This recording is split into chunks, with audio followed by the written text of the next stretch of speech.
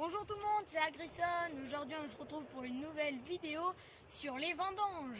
Les vendanges, c'est la période où on ramasse le raisin pour ensuite faire du vin avec. C'est un peu comme les moissons pour les agriculteurs céréaliers, mais là c'est les vendanges pour les viticulteurs. On démarre juste après l'introduction.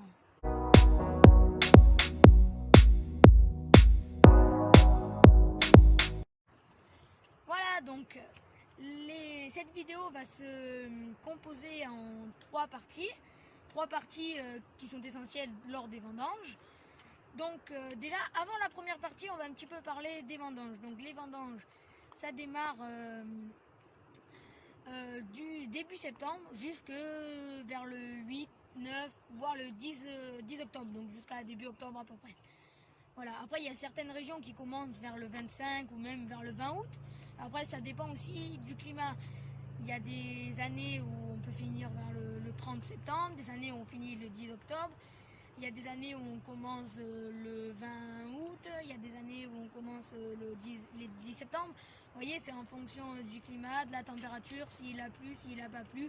Et c'est en fonction surtout du degré qu'ont les raisins. Donc cette première étape, en fait, c'est avant de vendanger, on regarde à combien de degrés est le raisin. Donc en fait, on va mesurer un petit peu avant de septembre, régulièrement, on va mesurer les degrés du raisin. Et quand le raisin va atteindre 11 degrés, on va pouvoir commencer à vendanger. Alors comment on mesure les degrés ? Eh bien, en fait, on passe dans les rangées de vignes. Donc on choisit une rangée, voilà. Et on choisit de prendre 60 raisins. Donc on prend 60 raisins, on les met dans un sachet plastique. Une fois qu'on a pris nos 60 raisins, on ferme le sachet plastique, on l'écrase en sorte de jus. Et après on utilise un réfractomètre. Donc le réfractomètre, oui, il sert à mesurer les degrés qu'a le raisin. Donc il est composé, donc vous allez voir, là vous voyez ce que c'est un réfractomètre. Donc vous voyez qu'il a différentes parties.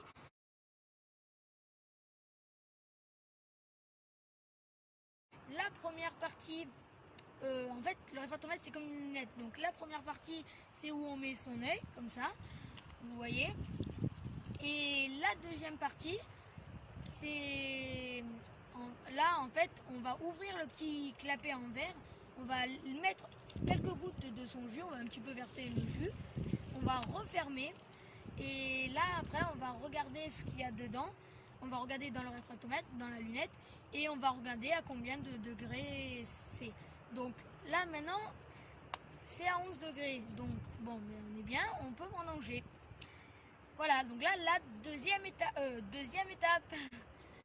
Donc la deuxième étape, on vendange. Donc là vous allez voir des images d'une vendangeuse.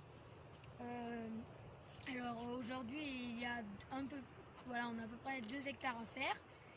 Et juste dans cette matinée, donc on a des grenages à faire. Donc les grenages c'est les cépages de raisin, c'est les cépages de vigne. Vous allez voir dans pas longtemps une machine à vendanger en action.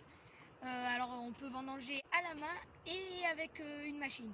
Donc à la main c'est souvent, à l'époque ils vendangeaient tout le temps à la main parce que premièrement les machines à vendanger n'existaient pas et deuxièmement les vignes n'étaient pas sur fil la plupart du temps.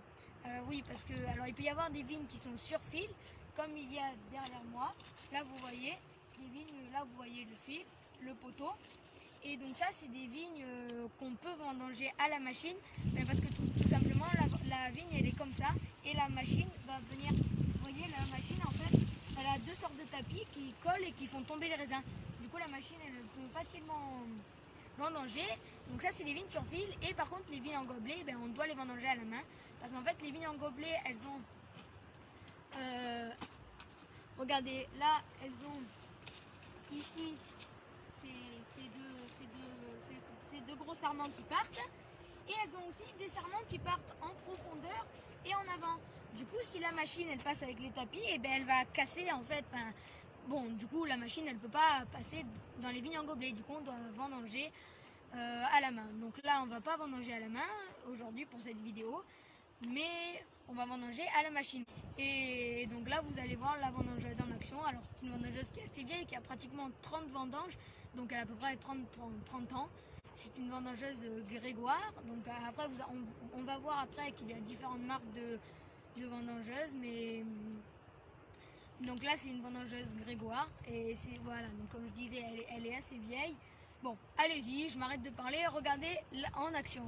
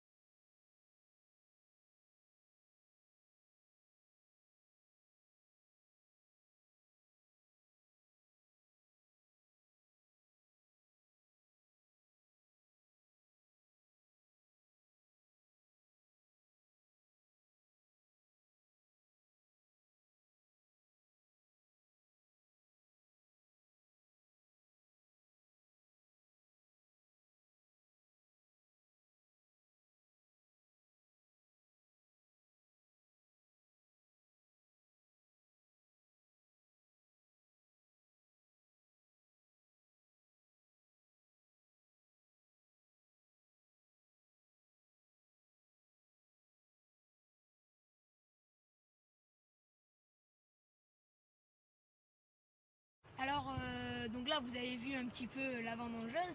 Donc c'est vrai qu'encore là, c'est une vieille. Mais c'est vrai que c'est quand même très haut, c'est large.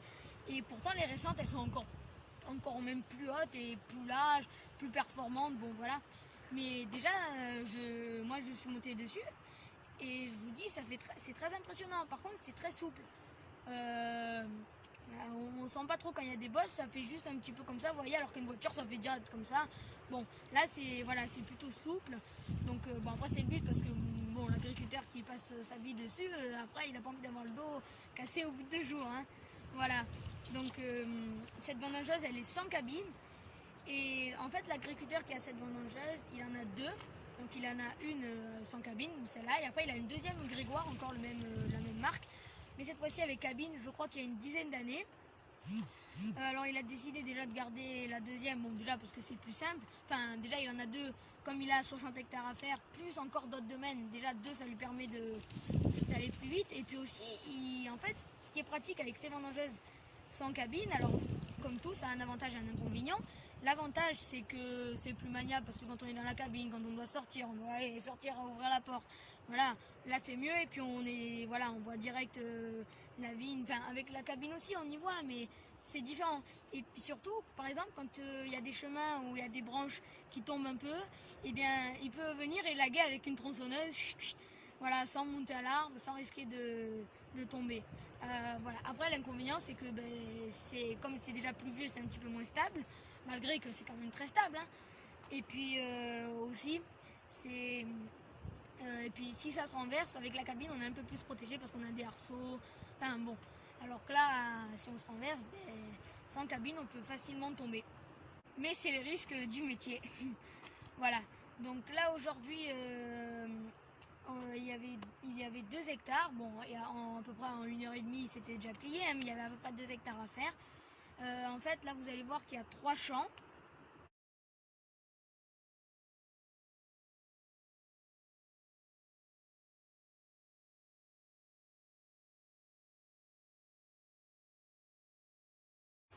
Donc il y avait 2 hectares à faire. Donc les 2 premiers champs, c'est le champ de Grenache. Après le 3e champ, j'ai un champ de Cinsault, mais qui lui n'est pas encore mûr. Donc du coup il reviendra, je sais pas, bon il reviendra dans pas longtemps, mais c'est pas encore mûr, donc on n'a pas encore récolté. Si les agriculteurs maintenant, comme déjà il y a le réchauffement climatique, et aussi il faut que le raisin soit bien frais, du coup ils vendangent plutôt la nuit, donc vers 2h du matin jusqu'à vers 11h, voilà, 10h30, 11h. Là, on va passer à troisième étape.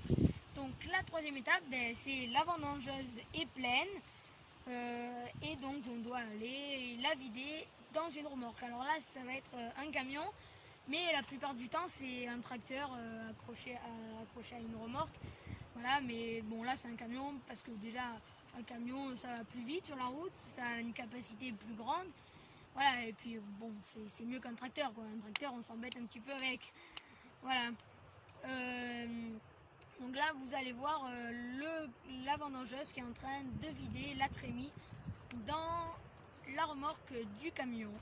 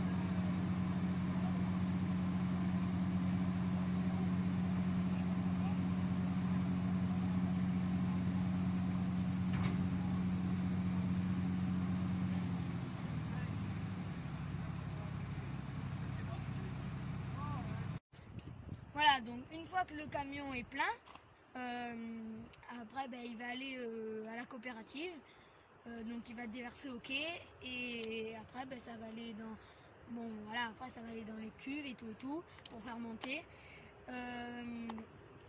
Alors ça c'est la troisième étape. Bon, malheureusement moi j'ai pas d'image de la coopérative, enfin des quais.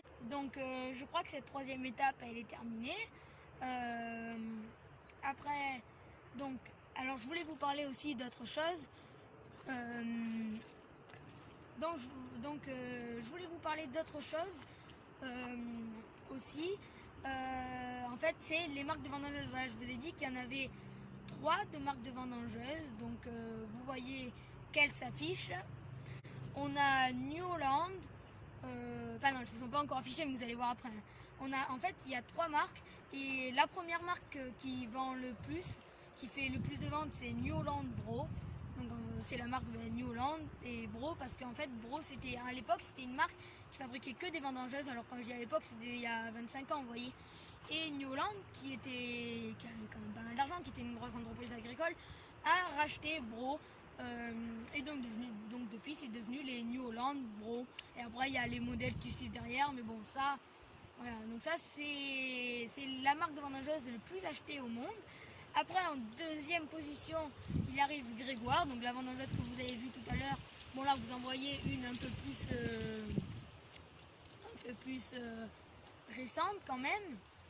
Et en dernière position il arrive une marque de vendangeuse que moi je ne connais vraiment pas trop, que j'ai jamais vu dans la réalité, c'est Pélanque. Voilà, c'est Pélanque, la troisième marque de vendangeuse. Après il y en a d'autres, mais il y a d'autres fabricants mais qui en fabriquent vraiment pas beaucoup, qui sont pas trop achetés. Donc voilà, donc là vous voyez les images des 3. Donc vous voyez l'image là, vous avez une New Holland Bro de nos jours. Là, une brode à l'époque. Là, les grégoires.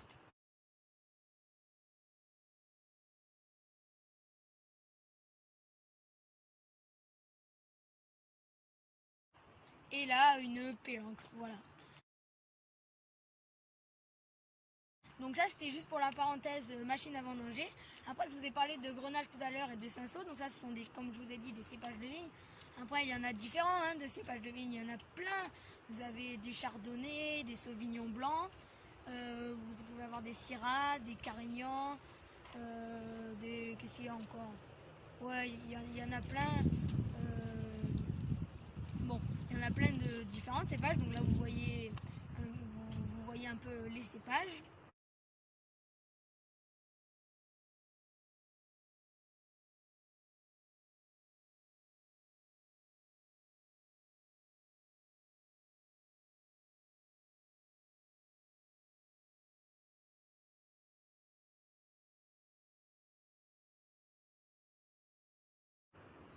Et aussi, en France, la France, c'est un pays qui a beaucoup de vignes, donc notamment là en Provence, avec les côtes de Provence, les côtes auvergnois, voilà, ou aussi à Bordeaux, voilà, à Bordeaux, voilà, il y a plein de coteaux différents à Bordeaux qui sont très réputés. Voilà. Et donc là, vous voyez sur la carte, vous voyez une carte avec les coteaux de France.